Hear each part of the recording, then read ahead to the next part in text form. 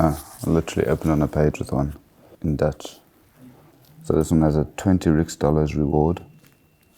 Ran away from the undersigned on the 8th of Jan on his return from Cape Town at the foot of Hottentot's Holland Kloof.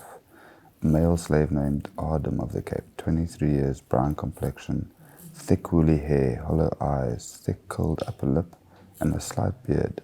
Resembles much a bastard Hottentot. Had on a drab hat, a grey jacket with red lining, white shirt, moleskin trousers, and has with him a skin blanket. And this was listed in reviews from the einde by J.C. Linde, Jacobus' son.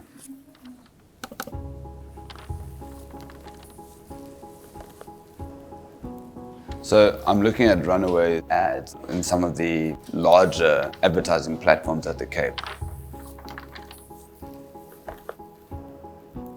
And so we have this 13-year period that I'm looking at from 1830 to 1842.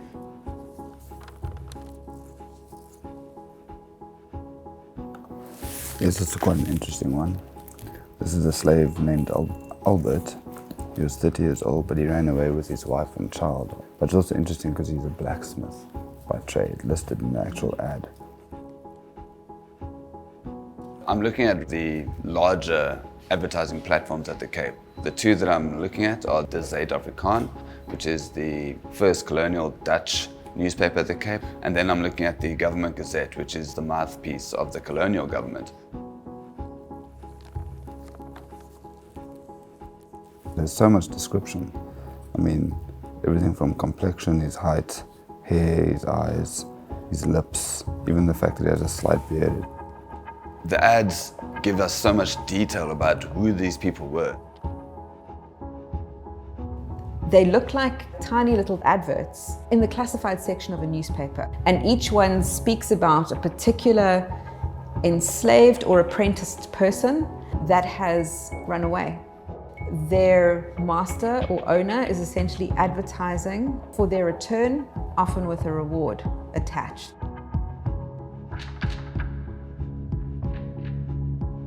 Slavery was a big part of Cape Colony society up until the early 19th century. At that point, the Cape was a British colony. It's a frontier economy that expands, a settler society, but also a slave economy, a dynamic society that changes all the time. There was so much happening at that time. And then between 1806 and 1808, you had the abolition of the slave trade. So not the end of slavery itself, but you were no longer able to trade slaves. So towards the end of the 18th century, there's been a lot of changes in a world perspective on slavery. And this is in line with changes in British society where people were calling for the end of slavery. Obviously, everything that happened there filtered to the Cape. And then later, slavery was abolished in 1834 with the Abolition Act that was passed. But between 1834 and the 1st of December 1838, what came with this is a 4-year period of apprenticeship that was just slavery under a different name. And so therefore, slavery was on a decline, and people were trying to find other forms of labor to supplement slavery. When slavery was abolished, compensation was offered to slave owners, but it wasn't only slave owners who received compensation, but also individuals who held mortgages on enslaved people. So I do start to see a lot more ads in the period of apprenticeship. Once you start looking at 10, 20, maybe 100 ads, you can see these collective trends. By looking at multiple ads, I started seeing that instead of the stereotypical idea of a runaway is that they necessarily need to escape into the wilderness or somewhere where they weren't able to be detected, living on the fringes and stealing from farms to stay on the run. Instead of that, we're seeing something quite different. The evidence is there that if these runaways come to these new spaces or places where your skills are needed, you might be able to blend in. I start to find certain hubs. So I see Cape Town itself as an urban environment to escape to. So I start to find lots of tailors ending up in Cape Town because their skills are needed. So there's this runaway, his name is Elias, So Elias runs away in 1832, it's still during the period of slavery. But his owner, a farmer from the Sweet Valley area in Constantia, his name is Johannes Nicolaas Collijn, he puts in this lengthy description about Elias within the Government Gazette. So we know that Elias is a 22-year-old Mozambican slave who has the skills of being a mason. So he also runs away with extra tools, informing the idea that they are able to carve out lives outside of this master-servant relationship by using quantitative history, looking at multiple ads. We're definitely telling it from a new perspective.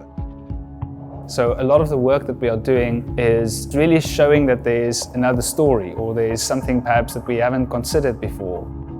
When we're able to create these large data sets and do quantitative work on them, we can see large-scale effects that certain events would have on the outcomes for people who are being discriminated against.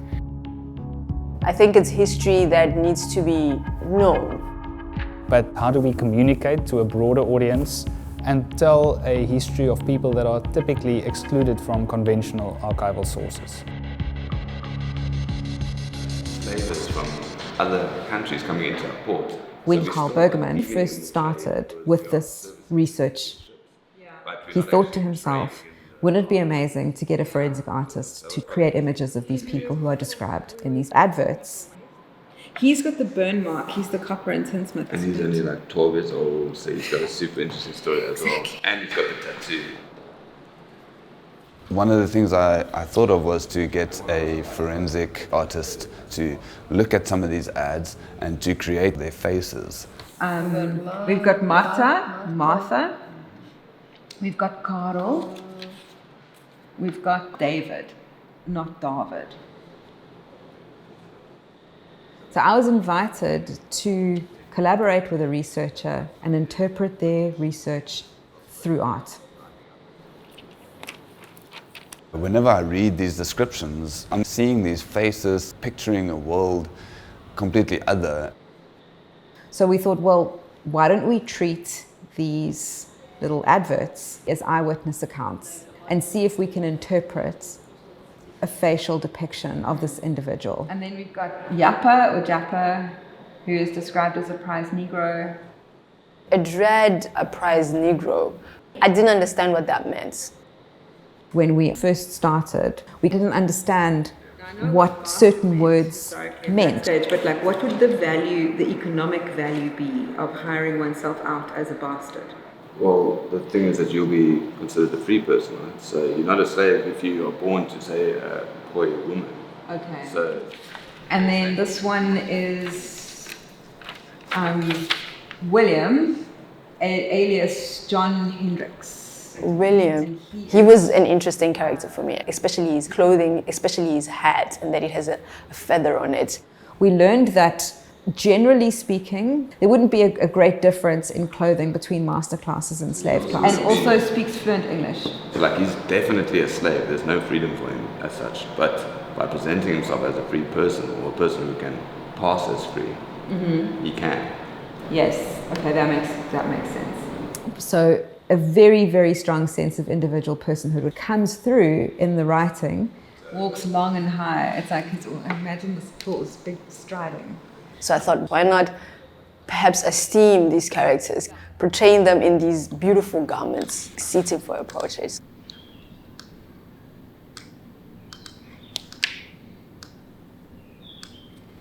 So this is Karel, Mr. Paddy. He's the one who's the copper and tinsmith. So he's got the burn mark. Very short, five foot, with a bald head. Ah, Mr. Paddy.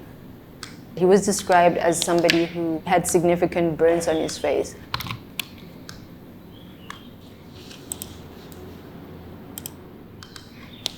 I wanted to represent that, but also not in a degrading manner.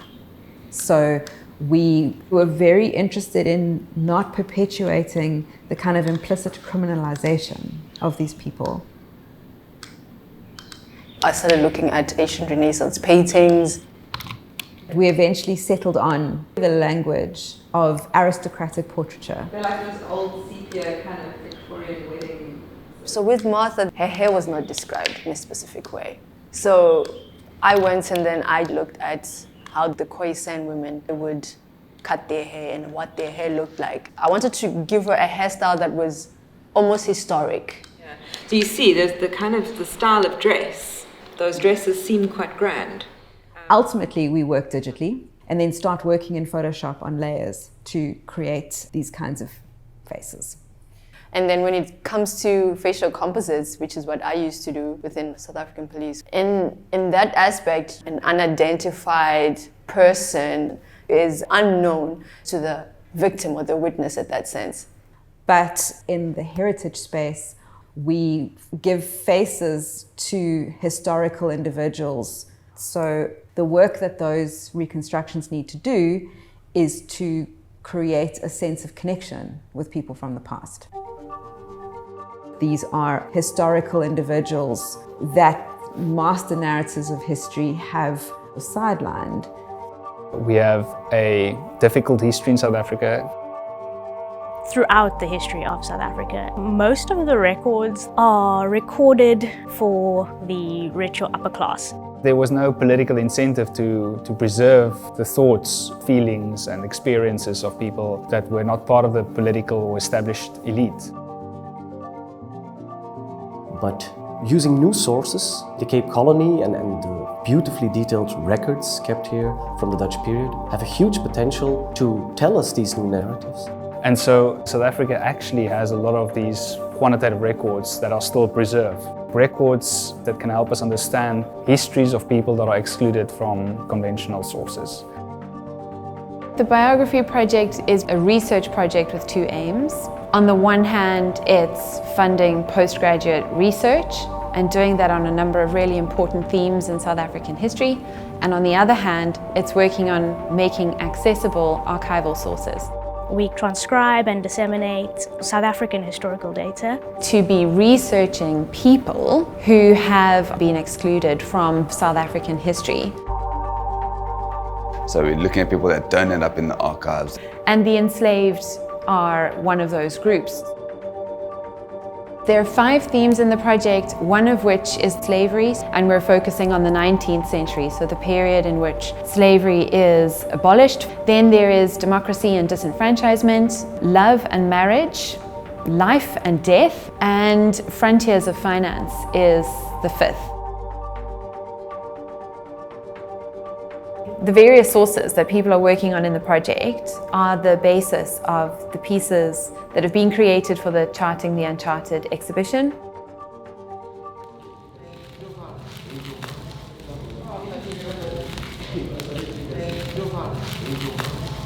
So that one obviously goes with Martha.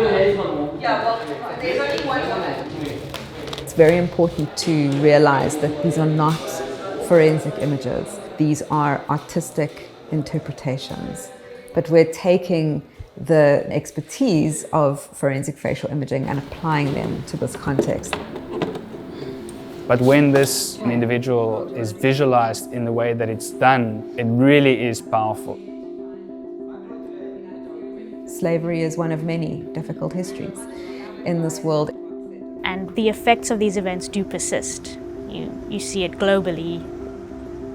So it's important to understand the reasons behind those impacts in order to make better informed decisions for present day problems that we're still having.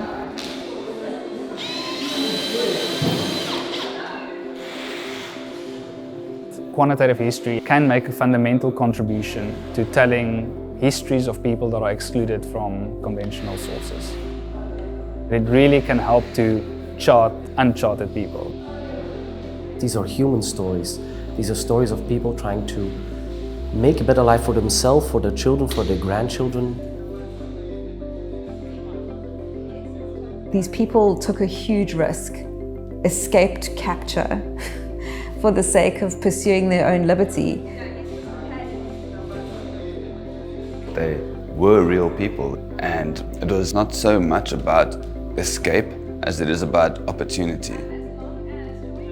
In presenting that imaginative fiction, the reality somehow becomes that much more present. As someone who's worked with this kind of records for a while and then suddenly seeing this image, it is quite haunting. Because these are digital depictions, they're essentially phantoms. And these faces start to look back at you. And I think that we would do well to live with our ghosts in a much more direct way. So a forensic artist, which is obviously a science as well as an art, has created from these adverts reconstructed portraits.